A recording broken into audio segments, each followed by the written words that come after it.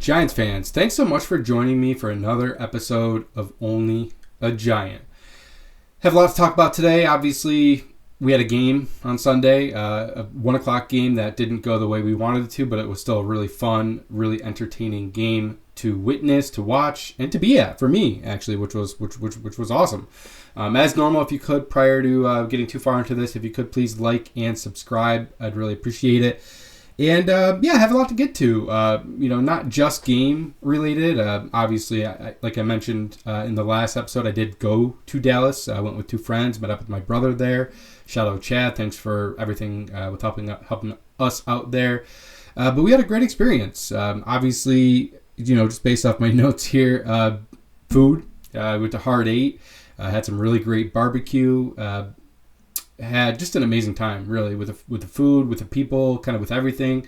You wouldn't know it, I think, and probably based off like the national fan base, I guess the way I would say it is, I don't always get along with Dallas fans. It's not always an easy conversation. Sometimes there's a lot of bias, I would say, towards just anything with Dallas fans. But being in Dallas, being at the stadium, some of the nicest people I've ever met, honestly. It was truly an experience to go to Dallas Stadium, to walk around the venue there. That place was amazing. Drinks were expensive. We were outside, got there a little bit early, so we were like, hey, let's get some Bloody Marys. We got 2 Bloody Marys, double Bloody Marys, I guess I should say, and a Topo Chico seltzer type drink, $85. Holy crap.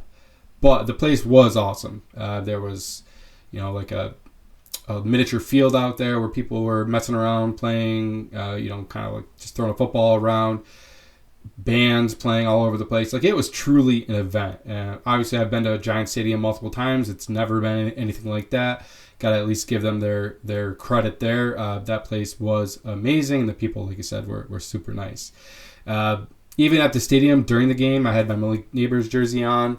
Not a single bad interaction, not a single bad person, talking crap or anything like that. And you kind of expect that. I've been to Boston with Yankee stuff on, obviously New York, some other places, and you always get a little bit of ribbing, and you kind of take it, and it is what it is. That's just part of it. But not a single Dallas fan had anything bad to say, other than about their own team, honestly. They were all very, very down on the Dallas Cowboys, which not that surprising, I guess, but it was more, every time I talked to somebody there, it was more just about how down they were on the Dallas Cowboys and Jerry Jones and just everything that was going on there with the stadium. But let's jump into the actual game, I guess. Obviously, not the outcome that we wanted. A 37-40 loss to the Dallas Cowboys. But it was a crazy game. Obviously, we jumped up early, even halftime. I think we had a 13-10 lead. Fourth quarter is really where things kind of spiked. We scored 21 points in the fourth quarter, and they scored 20. And obviously, they had their 3 points in overtime as well. They let the clock pretty much expire. So either it was going to be a tie or they were going to win. And Aubrey made sure they won. But if you look at like the stats of the game, and let's pull that up real quick, just because I like stats. I always like to talk about them. And they're a fun part of the game. Let's be real. On the Giants side of it, Russell Wilson had a career game, 30 for 41 for 450 yards, 3 touchdowns, and unfortunately that interception. We'll come back to him. Rushing the ball, there wasn't a lot to get excited about, although watching Cam Scadaboo, the emotion that he runs with, just the overall power that he plays with, 11 carries, 45 yards with a touchdown. You wonder, is he the starter? And his counterpart, Tyrone Tracy, 5 carries, 15 yards, 3 yards per carry. Scadaboo is at 4.1. You kind of wonder if this is either already Cam's backfield as the primary running back, or if it will be shortly. The reception side of it, receivers, this is where things kind of get nuts. You had Malik Nabers with 9 receptions for 167 yards and 2 touchdowns on 13 targets, much better than last week. Wandale, 8 for 142 with 1 touchdown, which was probably the biggest surprise of the game, if I had to say. Darius Slayton, 2 for 61. At least he got involved a little bit, had a couple good plays. Theo, 4 for 34, who I thought rebounded really well. And then Cam Scadaboo, 2 for 14. Defensively for the Giants, Kayvon had a sack, Brian Burns had a sack, Elijah Garcia had a sack. That was a big sack as well. We did have quite a few pass breakups, which was nice. Paulson Adebo had one. Drew Phillips had two. Bobby Okereke had one. Dean Belton had one. Cordell Flott had two. And Cordell Flott was probably, just on the Giants side of it, what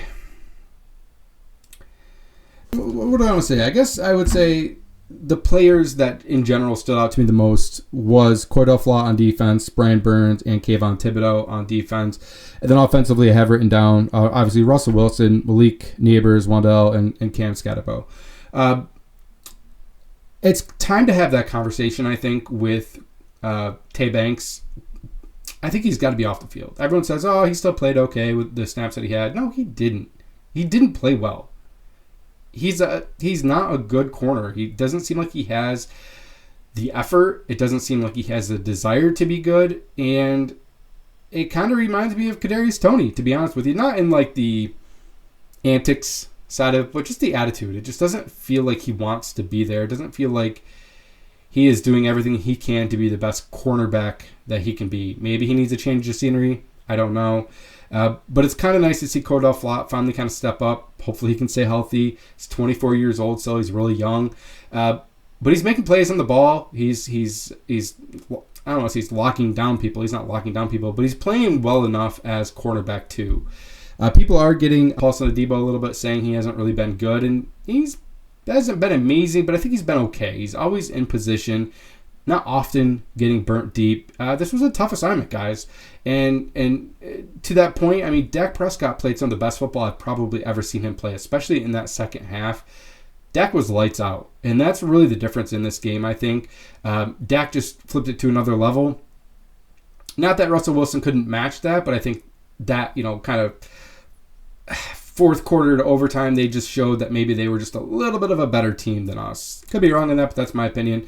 The other guys on defense, Brian Burns, Kayvon Thibodeau, flying all over the place. There was one play where Brian Burns was lined up as, I believe they said a stack linebacker, and there was a little pass out to the flat to Javonte Williams, I believe it was, and he just blew it up. Quickest I've ever seen somebody kind of get in the backfield there. It looked like Micah McFadden, honestly, just the way that Micah flies around sometimes.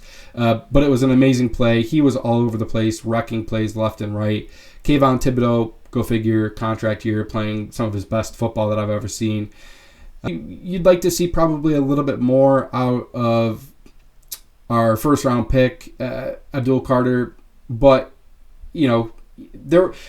this game for him, honestly, was probably more of a did good things, but it's not showing up in the stat sheet. I mean, he had multiple pressures. Even that pick, the Drew Phillips pick, was off a pressure by Abdul Carter. So he's doing things. He's not quite getting there.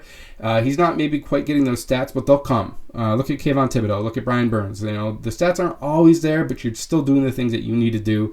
And that's probably the same thing with Dexter Lawrence. Highest graded player on the Giants defense here this week, but you look at the stat sheet and he has 4 solo tackles. That's all that really shows up. A couple of pressures, nothing crazy. But yeah, maybe he's a little out of shape, still kind of coming back, but he still did some good things there. He still impacted the pocket, moved things around a little bit, but the stat sheet just isn't quite there yet. And I think that'll come.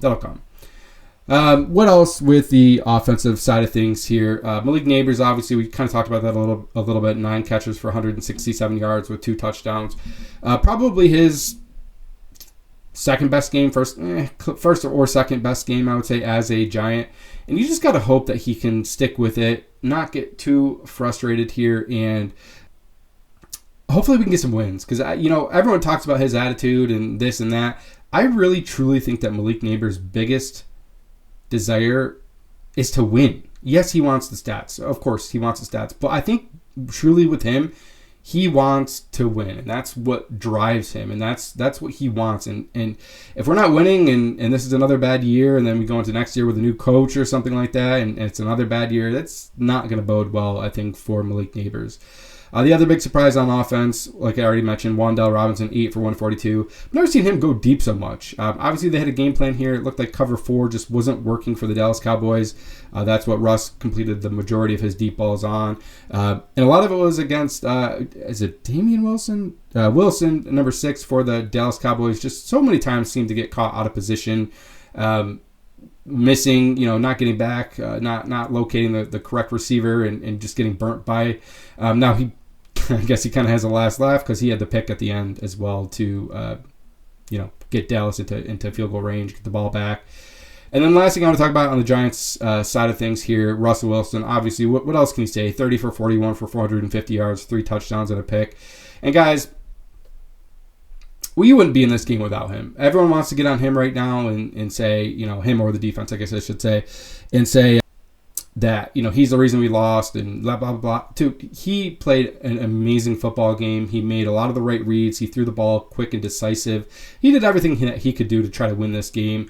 Yes, two plays went probably the worst timing that you could have had for those 2 plays to happen. The pullback fumble and then obviously the pick. But we wouldn't even been in the game without him. So that's really kind of how I feel about that. You can't really blame him for this game. I think he played great. You can blame the defense, sure. And really, it's that second half. I don't know if the defense just got gassed in the fourth quarter, if Dak just turned it up another level, which is kind of what I think, honestly, at that point. I think Dak just played some of his best football in the fourth quarter. His stats were 38 of 52 for 361 yards, 2 touchdowns with an interception, got sacked 3 times. Javonte Williams, 18 carries for 97 yards, 5.4 yards per carry with that touchdown. Dak had 17 yards, Miles Sanders had 15 yards, and Kevontae Turpin had 6. For the Dallas, for the reception side of it, CeeDee Lamb, 9 for 112. Jake Ferguson, 9 for 78. The touchdowns went to George Pickens and Kevontae Turpin. And then defensively, probably not a lot to write home about. Obviously, Kenny Clark had a sack. James Houston had a sack. There was one other sack, actually, as well. Maybe I'm missing it. Yeah, I'm missing it. I'm not sure who the other sack was. But regardless, their defense was uninspiring, to be completely honest with you. Really sucks that we lost this game. Overall, I mean, it's a game that you're not happy about losing. 100%. There's no moral victories in the NFL anymore, especially not year 4 in this regime with Brian Daboll and Joe Shane. But that game gives you a little juice, a little hope, I guess, maybe moving forward. I'm not saying that we're gonna have that type of offensive output because we're not moving forward. That's maybe we'll get those here and there, but it was a game at least that we were in. You could be kind of proud of that game. There's no moral victories, but at least we're in it. And what am I doing? I haven't even talked about Hudson yet. Holy cow. 4 penalties on that opening drive, penalty after penalty. And almost, if you want to blame anyone, I'd almost blame him. Now it was a first drive, but we're driving down the field. You get that deep ball to Wan'Dale Robinson. We're down at like the 1 or the 2 yard line, and that unnecessary roughness penalty happens, or whatever they call it, personal foul, I guess, on that. And actually, if you go back and look at it, I believe this is the play. I could be wrong on it. If anyone wants to correct me on this, feel free. But it looked like he had the defensive lineman had Hudson's head, like in a headlock. And he was like on top of him, trying to like get off him. And then finally, once he got out, he kind of like pushed him a little bit. So I think it was more of like he got caught kind of as that second reactionary thing. But if they saw the whole thing, I don't think they would have thrown that flag. And looking back at it, I really don't think they should have thrown that flag. But I think once the waterfall opened there, the floodgates, they were ready to pounce. I do think this game was way over officiated too. The amount of penalties in this game, I'm not saying that the Giants weren't at fault, whatever, but it really kind of killed the game, killed the vibe of the game. So many stoppages. This felt like a long game, and that's not even including overtime. It just felt long in general. It is what it is. End of the day, Giants lose 0-2, and what do we have next? The Chiefs, Sunday Night Football at Giants Stadium. It's the home opener for the Giants. Not the way you want to go into this game for a couple of reasons. Obviously, you don't want to be 0-2, but also, obviously, we have a little bit of a difficult schedule. You really wanted to try to split one of these games. I think they were both winnable games. I don't think... the Commanders are a good team, but I still think had we played even remotely decent offense, we could have won that game. And this game against Dallas, we're right there, too. We certainly could have won that game.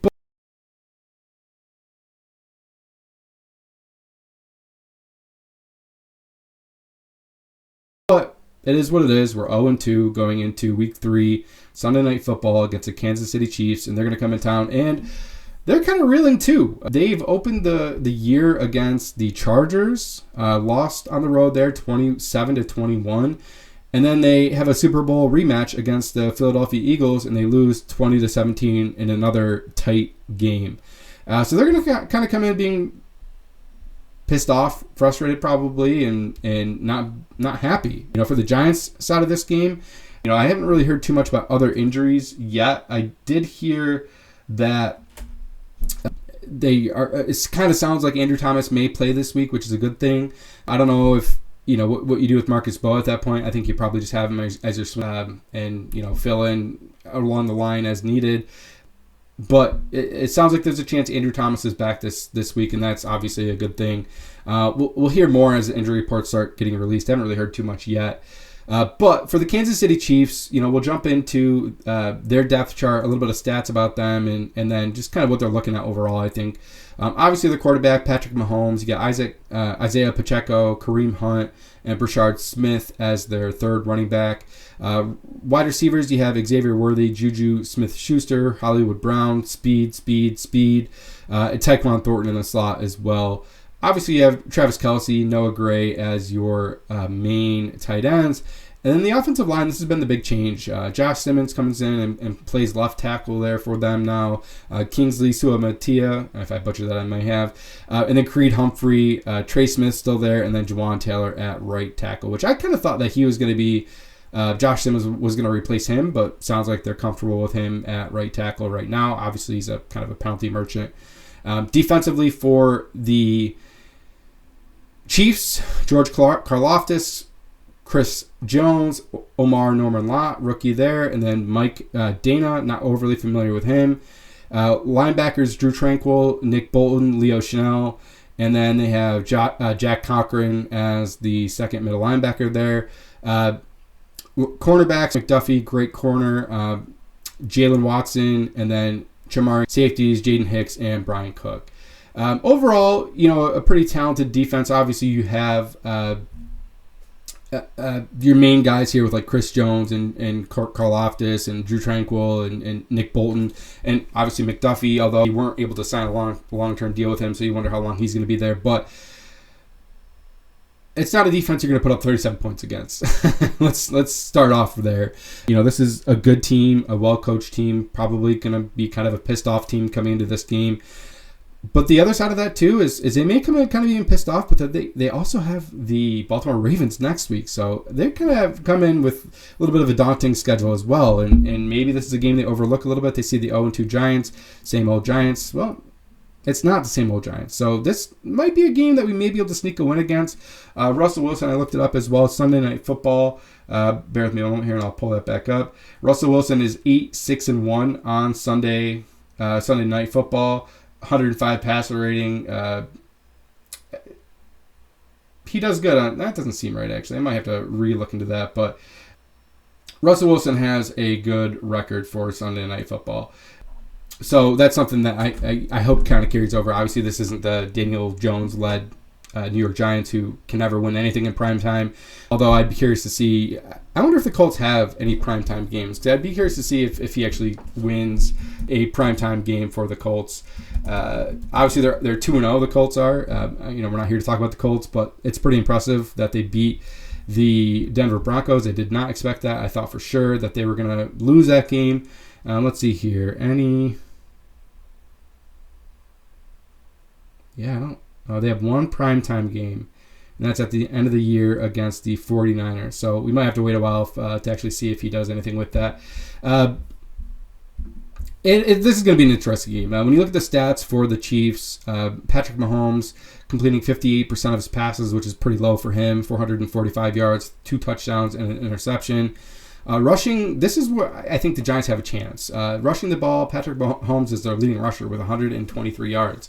Kareem Hunt, 47 yards. Isaiah Pacheco, 47 yards.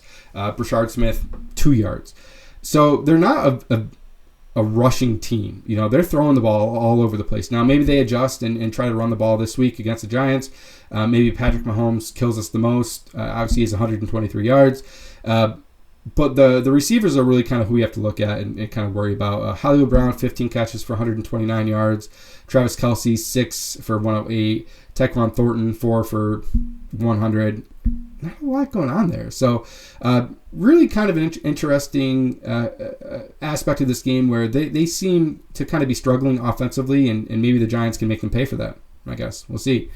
If I'm the Giants, kind of what I want to do in this game, I'm such a big proponent for running the ball to set up the pass, and obviously we haven't been able to do that. If you look at the Giants' stats as far as rushing the ball, obviously Russell Wilson has 67 yards. He's our leading rusher too, so kind of familiar, kind of similar to the Chiefs. But Cam Scadaboo has 42 yards, averaging 3.2. Tyrone Tracy 2.6. Devin Singletary with his 4 carries 3.3. So it's just not a strong part of our game. So I really think that we do need to try to establish the run a little bit. We need to get Cam Scadaboo some carries. I think he's the guy that I'm looking at this point to try to be a little bit of a tone setter. Maybe, if you can let him soften the defense up a little bit, that might actually open up the running game a little bit more for Tyrone Tracy. I still think this is a running back by committee game, but I think Scadaboo needs to start and kind of pound this defense a little bit. And let Russell Wilson cook. He's it's funny to say that after week 1, so reactive, and that was such a bad game, and I've never seen Russ look so bad. I felt like we don't need a week 2 every week. Granted, of course, I'd love that, but we just need somewhere in the middle. We need some consistency there. Get the ball out to your targets. Get the ball to Malik and Wandell and Darius Slayton. Get him a little bit more involved. And Theo too. I think I like seeing Theo get a few more targets here, and hopefully prove to be a decent tight end for us. So my goal as far as the Giants are concerned in this game would be to actually really try to get Darius Slayton involved in this game. Try to pass a little bit more of this game to set up the run. Run Scadaboo up the middle here. Maybe even, obviously you don't want to run at Chris Jones, but try to run the opposite of Chris Jones. Wherever Chris Jones is, run the other side, run the other way, run the other gap, do whatever you can do to kind of get that working. And then test the other corners. Obviously, you have Trent McDuffie. You kind of want to stay away from him if you can, but that doesn't mean that Malik Nabers can't get his against him. But Jalen Watson, their nickelback, Jamari Connor, those are people that you can attack. And that's going to be your prime matchups, hopefully for Wan'Dale Robinson, hopefully for Darius Slayton. So Darius Slayton, I think, is the key to this game. Get him the ball. Get him some targets. Let him stretch the field a little bit. Their safeties are just all right, in my opinion, with Jaden Hicks and Brian Cook, and I certainly think that's a defense that we can take advantage of. Sorry, Steve Spagnuolo, I love you, but I think this is a defense, the secondary specifically, other than Trent McDuffie, that we can really try to take advantage of. Let the pass set up the run in this game. If you're the Chiefs against the Giants in this game, and this is probably the easiest game plan that you can come up with, take the running game and pound the rock. Pound, pound, pound. You see Dexter Lawrence off the field, pound, pound, pound, pound. And that's what it really comes down to. Let the run set up the passing in this game. If they can tire the defense out, which showed last week that the Giants were pretty tired, I think you have a kind of an easy path to victory. Now, Andy Reid likes to throw the ball, so do they do that? I don't think so. And that's why I think the Giants have a chance in this game. So, if I'm going to go with a prediction for this game, New York Giants Week 3 prediction, it's tough. I still think the Giants are going to lose this game. I think there's a chance that they win this game. I think that this isn't a game that's going to be a pushover by any means. I think this is a much closer game than people think. 24-21 Kansas City Chiefs on Sunday Night Football. I don't want it. I want to win, but I just have this feeling that 0-3 is right there, unfortunately. We'll go on to, I believe, the Chargers next, and it's going to be another tough game. Chargers look good before we play the Saints, which might be our first real, true winnable game at this point here for the foreseeable future with Spencer Rattler. I certainly think that's a team that we can beat. That's all I got, guys. Thanks so much for joining me for another episode here at Only a Giant. If you could, please, once again, like and subscribe. Special shout out to everyone that we met in Dallas once again. Really appreciate all the hospitality and the good conversations and the people. And let's go New York. Let's get a win. Let's go Giants. Not just New York. Screw the Jets. Let's go New York Giants. Let's get a win. Prove me wrong. I'm 0-2 on my picks so far. Let's be 0-3. Let's be 0-3. Actually, technically, I'm 1-2 because I did pick Dallas to win, but my score was obviously a little off. I want to be 1-3 after this game. Let's go Big Blue. Let's get a W. Let's go.